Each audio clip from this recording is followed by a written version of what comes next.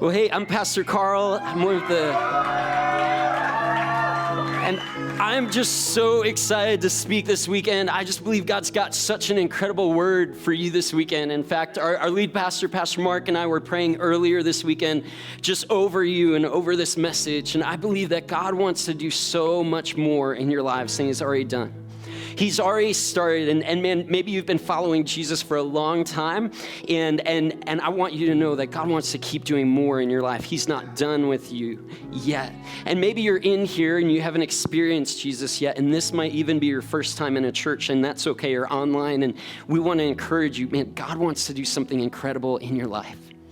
And so before we pray, I want to encourage you in that. And man, I believe God's got something amazing for you. Pastor Mark and Brenda will be back next weekend. They're out visiting his mom out in Ohio. She's 94, and they wanted to make sure they take some time with her as well. But would you pray with me as we head into this weekend's message? God, thank you so much that, God, if I'm breathing, you're not finished with me yet. God, thank you so much that you want to do more in our lives, God, than you've ever done before. God, you want to continue moving into our lives. And so, God, we just surrender. We open our hearts to you to hear what you would say to us this weekend. In Jesus' name, amen. Amen.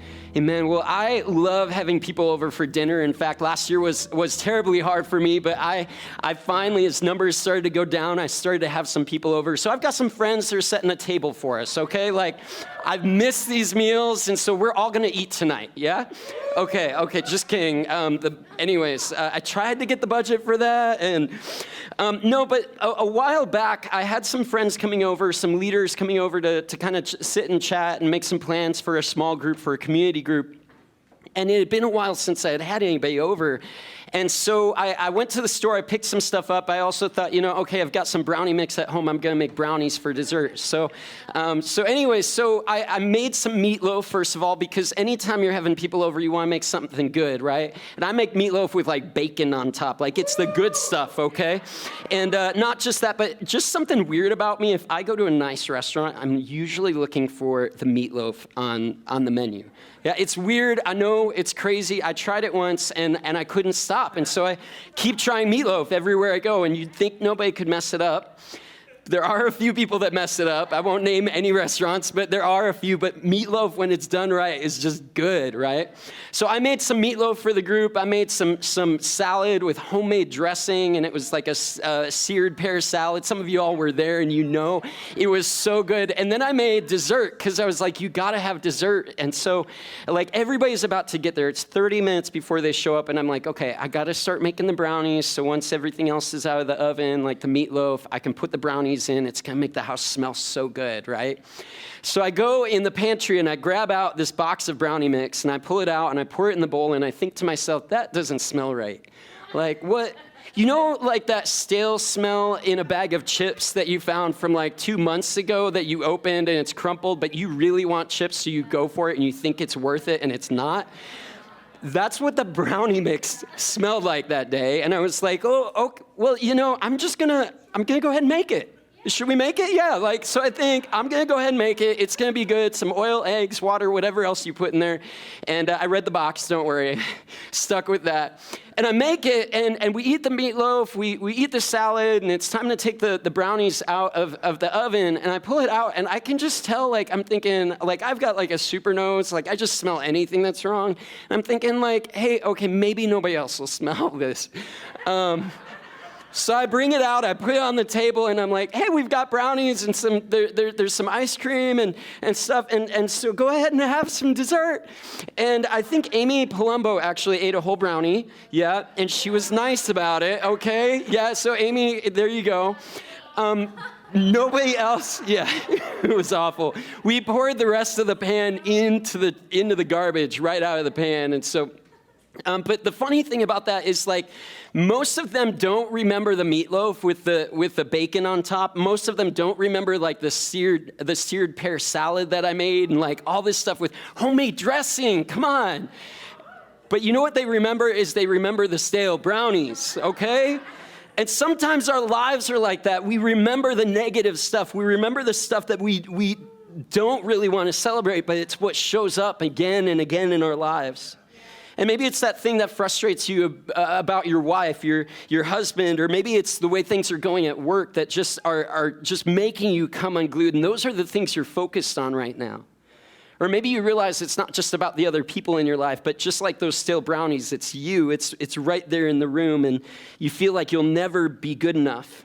You keep finding yourself in bed with somebody else, searching for something more than your next hookup, or you lost your job again, and maybe you cheated again. And you can fill in the blank on what area of your life that you just feel like it's that stale brownie, that thing that just kind of keeps coming up. And it seems to be the biggest thing in your life, or at least it feels that way. And that's the thing we focus on. I'm not good enough. I'll never measure up. And it's hard to think that God really actually wants to do something in you and something great in you in spite of all of that mess, in spite of all of that staleness in your life. But here's the thing is God does want to do something great in you. He wants to move in a powerful way in you. And so I want to encourage you, don't just show up to church. Don't just sing a song like you mean it. I want to encourage you, let's keep showing up and let's keep asking God, what do you want to do in my life? What do you want to transform in my life? Because he's inviting you in.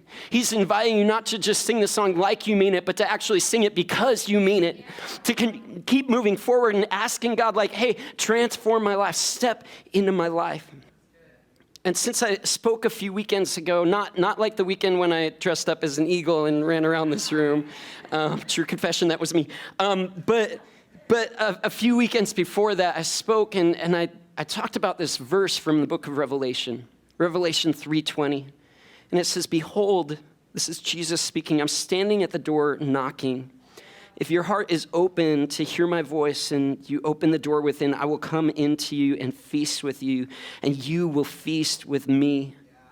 And I love this picture of Jesus knocking on the door of our hearts.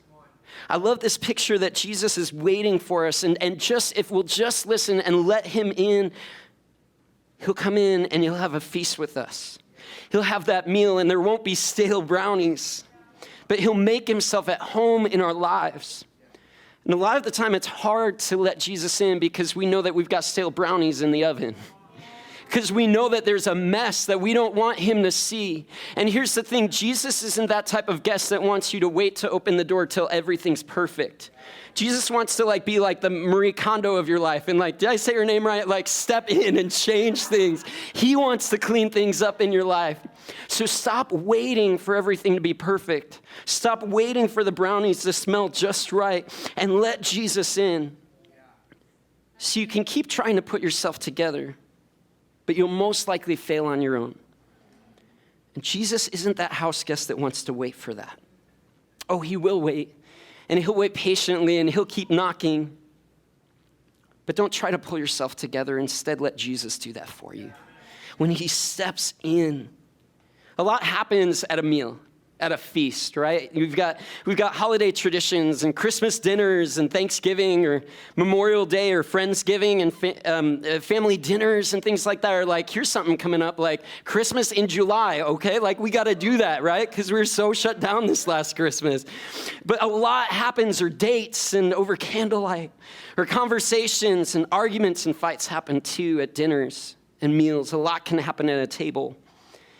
And in a day and age when cell phones and Netflix and Disney Plus and the Gram are all fighting for our attention so much,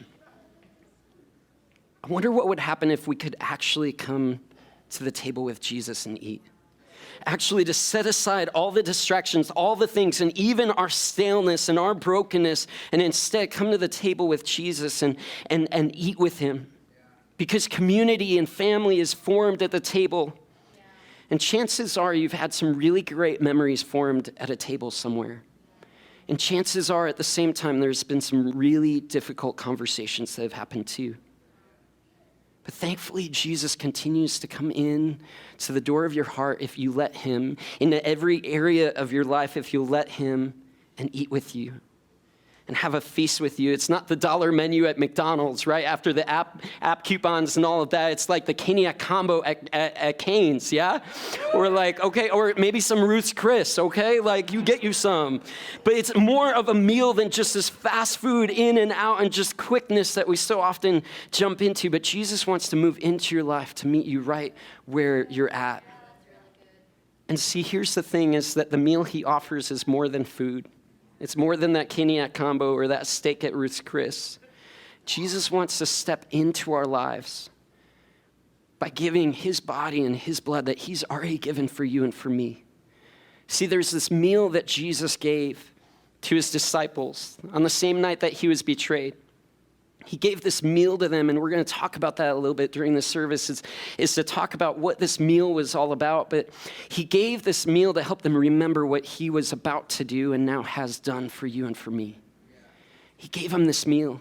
And so we see it show up in the first 4 books of the New Testament, in the books that tell the story of Jesus' life. But then we see it show up again and again throughout the New Testament because the church, Christ followers, they were taking part in communion throughout the rest. And even to today, they're still taking part in communion. And there comes this point in 1 Corinthians chapter 11 where Paul's writing to the Corinthian church. And it starts out by he's talking about some of the disunity, some of the brokenness, and some of how they weren't letting Jesus into the everyday of their lives. Instead, they would let some of the things like the finances of some were rich and some were poor, and that would separate them. And some of the others, maybe some of their racism that was eking its way in and creeping its way into their local church. But Paul writes to them and says, no. It's about coming to this table together. And then he explains again what Jesus explained to his disciples. In verse 23, this is where it picks up. He said, the same night in which he was handed over, he took bread and gave thanks. Then he distributed it to the disciples. And he said, take and eat it. Eat your fill. It is my body which is given for you. Do this to remember me. He did the same with the cup of wine after supper and said, this cup seals the new covenant with my blood. Drink it, and whenever you drink this, do it to remember me. Whenever you eat this bread and drink this cup, you are retelling the story, proclaiming the Lord's death until he comes. See, Jesus was sitting in that room with his disciples. And being the Son of God, he knew full well what was about to happen. In the next few hours, that he was going to be betrayed, that he was going to be denied, that he was going to be put on trial and then sent to the cross to die for them. And for you and for me, he knew what was going to happen. It wasn't just a plan that God had in place a long ways off. It was right there staring him in the face. And still, he gave them this meal to say, hey, I want you to remember what I'm about to do for you. I want you to take heart because it's not just something external that I'm about to do for you. It's something that I want to do internal in you. And so he gave him this meal. And here's the thing too. He knew who was sitting at that table. He knew that it was all of his disciples, and he knew included in those disciples were a Thomas who, a few days after Jesus rose from the grave, wouldn't believe what Jesus had done. Would say, hey, I doubt that's even possible. At that same table sat Simon Peter, who would deny Jesus and say, hey, this isn't who I'd follow. And still at that same table, even still, was Judas. Judas, who was going to betray him that same night, handing him over to be executed, to be murdered. And before we get too nice with all the rest of the disciples, let me just pick up on something with you that happens when Jesus and Peter are talking about this denial that Jesus knows is coming, and Peter says, no, I won't deny you. So then Peter spoke up and said, even if all the rest lose courage and fall away, I will still be beside you, Jesus. Are you sure, Peter? Jesus said. In fact, before the rooster crows a few hours from now, you will have denied me 3 times. Peter replied, I absolutely will never deny you, even if I have to die with you. And it continues on, it says, and all the others said the same thing. All the others said the same thing. I'll never deny you. I'll die for you, Jesus. But at some level, all of them split when Jesus got arrested. And here Jesus was giving his closest followers, who he knew full well were going to split when he got arrested, He had spent 3 years with them. He knew these guys. And still he gives this meal. He sits down with them. And he gives this meal to say, I'm going to sacrifice my life for you and for all of humanity, for the sins of all humankind. And he gave them the bread. He said, this is my body given for you. And he gave him the wine and he said, this is my blood shed for you for the forgiveness of your sins. And it sounds weird, right, to talk about eating somebody's body and drinking somebody's blood. Like, that's kind of crazy, right? And it did sound crazy even back then. Even in the book of John, when it talks about this topic, a bunch of Christ followers left and they stopped following Jesus. But what it means is that Jesus wants to step into our lives, that Jesus has given his body for us, to take the place of our sacrifice. He's given his blood to give forgiveness for you and for me. But still, amidst this table where there was a doubter, a denier, and a betrayer, Jesus still welcomed them to the table. And he knows our faults too. And he welcomes you and me to the table too. Not just cleaned up, not just how well can I be put together before I show up to church on the weekend, but like he welcomes every part of you to the table. And he welcomes you and he welcomes me and he welcomed those disciples. He welcomes us, and that's our first point. He welcomes us, and just like he knew what a mess these guys were, he knows every part of your life, and still he welcomes you. He welcomes you not just to the table on the weekend to show up to a service, or not just at Tribe to show up to our youth service, or not just online, but he welcomes you daily because he wants to meet with you. He wants to be involved. He wants to be in your life. And even when you're following Jesus, letting him into your life looks like not just the front door, but letting him into every space and area of your life. Because maybe you find yourself maybe a little bit like Thomas. I think about Thomas sitting at this table. I think about how Thomas, who would later doubt Jesus, sat at that table, listening to what Jesus would say. And I think about us. And it's easy to say, oh man, I wouldn't doubt him. That's why I'm here at church. I get it. And I think about how so many times we doubt God by maybe it's not believing that he's going to show up in your life when you start to pray for a need you've got. And I get it. And it's hard to cling onto that hope. It's hard to cling onto that faith. Maybe it looks like not just doubting on the faith level, but maybe it looks like trusting and learning to trust God that man, what he says is actually in your best interest, that actually he does love and care about you. And why he teaches something in his words because it's something better than what feels good to you right now. Maybe God wants to meet you right there in the seat that Thomas is in. And I think about another seat at that table. I think about Peter. I think about Peter's life, and Peter who claimed with good intentions said, no, like Jesus, even if I have to die with you, like I'll die by your side, like I'm in this for the long haul. I'm not going to deny you. And Jesus said, no, like I get it, that's a good intention, but you're going to deny me? There's a lot of good intentions that are buried in cemeteries all over this world. Peter had good intentions. And man, I find myself with those good intentions sometimes. Not just if you're just seeking out Jesus, but even following Jesus for years, sometimes we find ourselves in the spot that Peter found himself in. And maybe you started this last week with good intentions. You had all the right plans. You even did meal prep last week. Like you were ready for the week, but then you find yourself now, it's a whole week later and you feel like you've met failure at every turn. And still Jesus welcomes you to the table. He says, come and eat with me. I think about somebody that none of us would probably want to be identified with too. I think about Judas who sat at that table too. Judas who would betray Jesus, give him over to be murdered. Like, I don't want to identify with that, but yet sometimes I do if I really am honest with myself, because down deep in the deepest parts of my life, in the darkest corners of my soul, sometimes I don't let Jesus in and I don't let him transform me.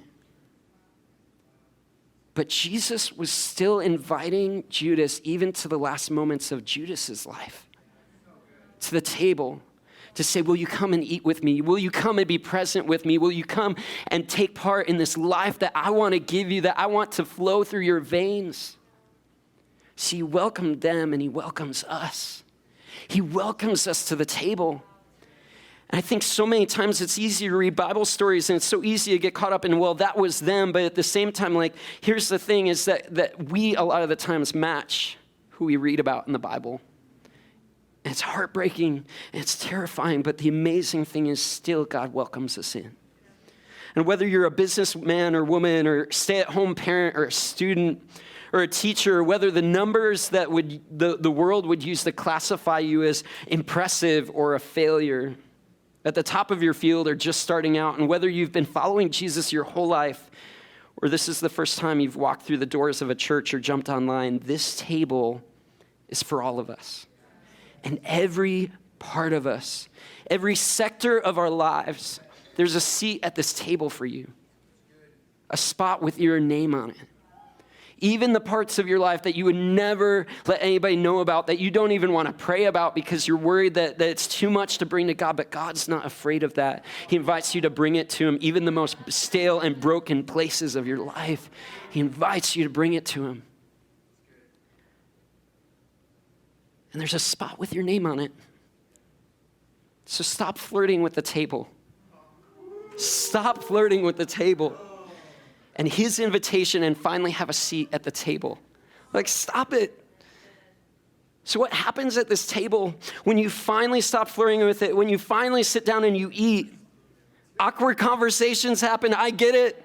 Sometimes you've been there, right? I'm the king of awkward. People tell me that all the time. Okay, like, I am the king of awkward. But then you eat some more. And food is good, but as it just continues on, as you get into community at the table, things happen. And more importantly than awkward conversations, and God isn't afraid of those either, but more importantly, our conversations are had and community is formed. Trust is built and strength is found at the table. And what you eat at the table matters. It influences your life beyond just the moments on a weekend. It influences your life day in and day out. You can't get six-pack abs on a Big Mac, okay? Like, you can't do it. So what are you eating at the table too? Are you really coming in and actually eating what Jesus is serving up? Otherwise, we just live life too much on the gram, focusing on the negativity that fills up life so quick. Remember those stale brownies? That's why I tend to focus on. That's why I remember about that meal too. And sometimes we remember that about our lives. And so instead, just sit at the table with Jesus. Stop flirting and sit at the table with Jesus. No, really, like, sit at the table. That's where we're transformed. We could keep trying on our own. Remember that illustration of, like, trying to clean things up before Jesus comes in? No, like, let him sit at the table with you and let him transform you as you sit there. But it means you've got to be present. It means you've got to be present with him, like to actually sit there with him. And let me put it maybe on this level. On a scale of phone face up to phone face down, how present are you with Jesus? How present are you with Jesus? Will you turn over the phone and will you say, hey, Jesus, come on in. I'm here to meet with you. I'm here to hear what you've got to say because he wants to do so much more. He wants to transform your life. He wants to transform your life. And when you come to the table with Jesus and eat with him, it's transformative. He deals with the brokenness and the pain. It's not just the unspoken, awkward, broken relationship at the table. No. He speaks to that too. And instead, he invites us to be new. Instead, he gives us something that will transform us completely, his body and his blood. His blood that he wants to see, like, pulsing through our veins, bringing new life into every space of our lives. John 6:56 talks about this. Jesus said, the one who eats my body and drinks my blood lives in me and I live in him. That is a complete and radical, like, I don't even love that word, but like complete transformation in our lives. To have new blood pulsing through our veins. As if to say, his blood is life to us. It gives us life and hope. So what's in his word is truth. It's life-giving, it's transformational, and when we sit at his table and start to eat at his word, it starts to transform us. It's not just playing church on the weekend, but it's actually letting him in. I love this verse in Romans 12:2, where it talks about the Holy Spirit transforming us It says, stop imitating the ideals and opinions of the culture around you, but be inwardly transformed by the Holy Spirit through a total reformation of how you think. This isn't just written to unbelievers. This was written to believers. Stop thinking the rest of the way the world thinks and start letting God transform us. This will empower you to discern God's will as you live a beautiful life, satisfying and perfect in His eyes, not in somebody else's eyes, not in the way somebody else might think or tell you is the way to live, like in God's eyes. And I want a life that's beautiful in God's eyes, not just my own. I want to live a life that somebody else might judge me, but I want to live a life that's beautiful in God's eyes. But in our world, we run through the drive-through like every day, right? Like we show up, even at Salad and Go, even when the line's like 20 cars long, it's like less than 5 minutes. Not in and out, ironically. But in a lot of cultures, you actually take time for a meal. And you actually sit down and you don't try to figure out, how can I drive while I eat this salad? I've been there. But we actually sit down and we talk to one another, but more importantly to Jesus, to let Him in. Don't just check your clock to see how quickly can I get out of church, but instead let Jesus in, because what He's done for us is so important. It's so vital and it's so world-changing, literally world-changing, but we take it so lightly sometimes. There's a pastor named Pastor McGee, and he was visiting South Africa years ago. He was walking down a road, and he saw next to the road just this group of boys playing a game. And he was just kind of curious to know what type of game these boys would play in a different country, in a different world. And he looked over, and he saw this circle drawn in the dirt, and they were playing this game that he recognizes from his childhood. They were playing this game called marbles. My grandpa taught me how to play it, like just kind of a fun game. You have marbles, and you draw a ring, and usually with chalk and things. But they were playing this game, and he looked closer, and he thought to himself, like, those aren't marbles, those are like rocks. So that's nice. They don't have glass marbles like I grew up with. And then he started to look a little closer, and he thought, those look like precious stones. And he got in a little bit closer, and the pastor picked one up, and he realized these weren't just marbles. These weren't just precious stones. These were diamonds that the boys were playing with. They were playing marbles with diamonds, and sometimes we do that with Jesus. Sometimes we don't treat Jesus with the respect that He really deserves, is that He's done so much for us, and we just take it flippantly. Oh, I can't show up to church this week, and I'm doing this. And I get it. And there are times, and I get vacation and all of that, but how committed are you to letting Jesus sit at the table with you, to show up? Man, I'm too tired to get up and read my Bible. I've been there. I didn't catch it every day this week either, okay? Like, I'm speaking to myself. But we treat Jesus like those marbles. And Jesus is a diamond, and He wants to move into our lives. He's so much more than what we give Him the respect for. There's a time in my life, I grew up in a Christian home. I love my parents. They're amazing. They taught me about Jesus, and the church that I grew up in taught me about Jesus. But come junior high, like that head knowledge of who Jesus was hadn't transformed my life. And in 7th grade, my life was starting to just come unraveled. I had this temper like nobody's business. I broke things. I yelled a lot. And I had this friend in junior high, and she kept inviting me to a youth group. We carpooled every morning to school, and so almost every Wednesday morning, she'd say, "Hey, youth groups tonight, you want to come?" And I said, No, I'm good. Maybe. I'm a nice person. I sound nice. That's actually kind of mean when you say yes, and then you really mean no. Just saying, that's extra credit. I mean that, though. It really is mean. But finally one night, my parents had my teacher over for dinner, and I was like, how do I get out of this? Oh, it's Wednesday night, y'all.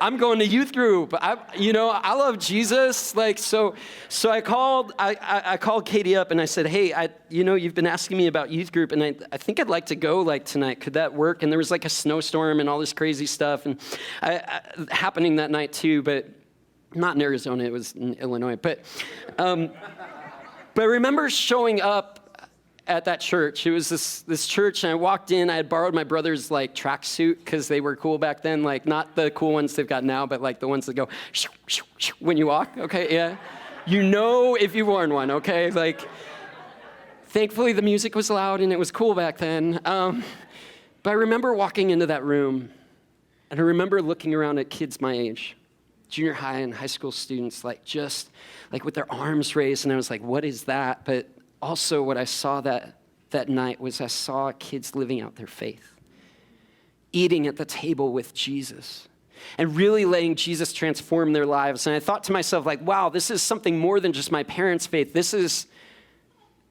not just their parents' faith, but this is their faith. And if Jesus has moved into their lives, maybe Jesus wants to move into my life too. And over the course of the next few weeks and months, as I kept going back to youth group, trying to figure out what this youth group was all about, and I came to watch at first, and then I started to let Jesus into my life, into my heart, and then I started to eat with Jesus, to really let him transform my life, to have those conversations about the difficult things in my life. And it didn't end there. It continues today. I still need Jesus daily to transform my life because I'm a wreck. I'm that stale brownie sometimes, and it's okay because Jesus still steps in and transforms me. So first of all, Jesus welcomes us. Secondly, he transforms us, but then he invites us to bring someone. He invites us to bring someone. See, after Jesus gave that first meal, the communion meal that we celebrate still today, believers continued to take part in that meal, to take communion, and they'd not just take it for themselves and remember what Jesus had done for them, but then they started to invite people that were starting to follow Jesus and say, hey, come along, let's eat this meal together with Jesus. And let's remember what he's done for them. Not to just come and watch, but to actually come and be a part. And ever since that day that Jesus gave that meal, the church has been doing and eating this same meal together. But we get to bring somebody to that meal, not just to communion, but to knowing Jesus. Knowing Jesus. I've loved watching our Alpha group, our new believers community group. We've done 2 rounds of them, yeah? And a bunch of you have been in that group, and we've done 2 rounds of it. And you're not stuck in Alpha once you join Alpha. Don't hear that. But it's this incredible group where we talk about what it means to be a new believer. And maybe even if you're not a new believer, we've had people come and just kind of check out what this Jesus thing is all about. And what I love is not just the first round. We're 2 rounds in now, and we'll start another one the last Wednesday of May. It's on the community group site as well, so check it out, May 26th. But what I've loved is watching after the first group. I've loved a second group because I've loved watching some of them serve in other community groups, but I've also loved seeing some of them serve and some of them lead in this second round of Alpha groups. I loved seeing them pour into future generations of new believers. I've loved watching that. I loved just a few weekends ago during our Vision Weekend as we got to hear Jessica, a single mom who has found family here at 2911, share her testimony. We got to hear from Tiffany and Jacob, who lost their father right around the first weekend that they came to church here, and they were surrounded by community that loved them. Because we believe it's not just whether you've been in the doors forever, but even if it's your first time in, we want to love you and take care of you. This is family. This is home. We got to love on them. And now to see Jacob, who went to our first group, and then he brought his wife, Tiffany, to the second group, and to see their lives, but also their kids' lives transformed in this church, even in our kids' ministry, to see transformation happen. And then I love this, is that I love watching Daniel and Sherlyn share their story that week too, of how God is transforming their lives step by step by step. And I love this, is that he's not done at the end of a community group. He's not done at the end of a service, but he's showing up now in Sherlyn's work as she leads differently at Panera Bread. As she pours into her staff, they see something different, and they're asking for prayer, and they're looking for opportunities for Jesus to come and eat with them too, because they see that she's eating with Jesus. They might not be able to put it to words, but they see that she's connecting with Jesus. They see something's different than her, than the way she was before, because Jesus has transformed her. God invites us to bring someone to the table. And it doesn't mean you just invite them. Sometimes it means you invite them and you sit with them for a little bit. Sometimes it means you keep inviting them. Remember, Katie, she had to ask me 23 times. I don't know how many. I stopped counting. She probably did too. And can you imagine, you think I'm awkward now. Just imagine 7th grade Karl awkward, okay? She didn't give up. And sometimes bringing people to the table is hard. Think about that meal that Jesus gave. At that table was seeing someone who would betray him to death. Jesus, the Son of God, the best discipler there is. Like, he got betrayed by one of his disciples. It was painful in every sense of the word. But don't give up. Don't give up because he didn't give up on you. You want to eat food? You want to eat good food at the table? You want to be spiritually fed? You want to really receive what God's giving to you? It's not, the answer is not finding a different church or a different community group. Rarely is that the case, because here's what Jesus said is our food, our spiritual food, our rich food is in John 4:34. To clarify, Jesus spoke up and said, my food is to do the will of him who sent me and bring it to completion. Friend, it's not what comes off of this platform that's your food. It's what God is allowing and using you to do as you're allowing him in to show up in your life and to actually do something. So let Jesus in. He's welcomed you to the table. He's transformational. He will change your life and then bring somebody along with. Bring somebody along with.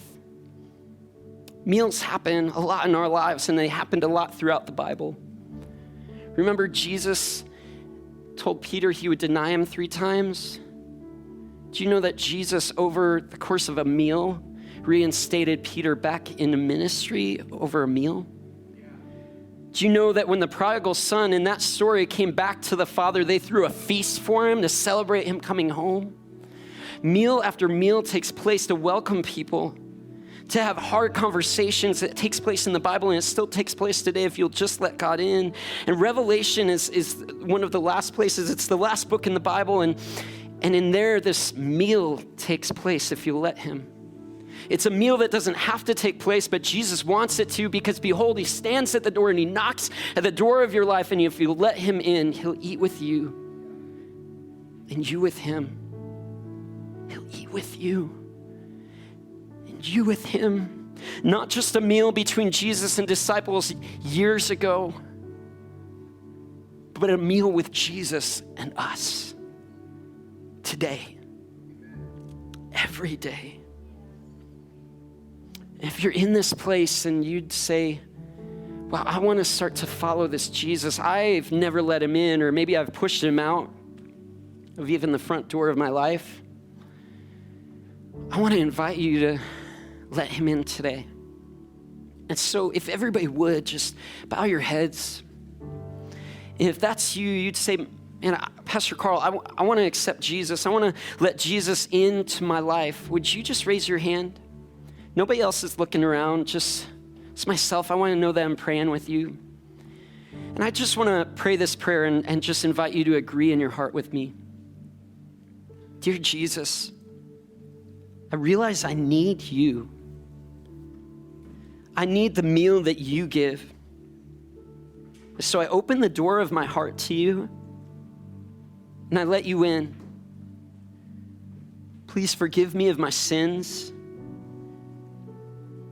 And fill me with your body and your blood. In Jesus' name, amen. Amen. You can put your hand down and you can look up across this room. See, some of you have let Jesus in the door of your life, but you haven't let him beyond that. Or maybe you've let him in beyond that, but you're hearing this message and you're just saying, hey, God, move into my life. This message is for you. Maybe you've been following Jesus for a long time in your life. This message is for you too, because I don't know about you, but I need that reminder that man, I need that blood pulsing through my veins, bringing me life in every moment of every day, because I fail on my own. I'm a mess. I'm that stale brownie on my own, but Jesus wants to fill us with his blood. He's given his body for you and for me. And so in just a minute, we're going to take part in communion, and on the way in, on your chairs, you got a little cup. And on there, there's a little piece of film. You can peel it back when you're ready and take the bread off of it in just a minute during the song. And take that bread, that little wafer, and take and eat it in just a minute. And then you can peel that next piece off and take the juice. But I want to pray over this before we do it. That God would use this meal to remind us that he welcomes us to the table. And he wants to transform our lives at that table. And he wants to bring somebody else, anybody else to that table. There's nobody too far off to bring to that table. Will you pray with me? God, thank you for this meal. Thank you for this meal that you've given to us. I don't deserve to be at this table. I don't belong at this table, but you have welcomed me there. You welcome each one of us there. Sometimes I take for granted all that you've done for me, and just like those boys with the diamonds, I treat you loosely, God, but you mean so much. So God, would you remind us as we take communion? Would you remind us that your body was given for us? That your blood was shed for us? That could flow through our veins as a new creation in you. Bless this bread and this juice in Jesus' name. Amen. During this song, you can take communion and then stand when you're ready. We want to encourage you to take that now.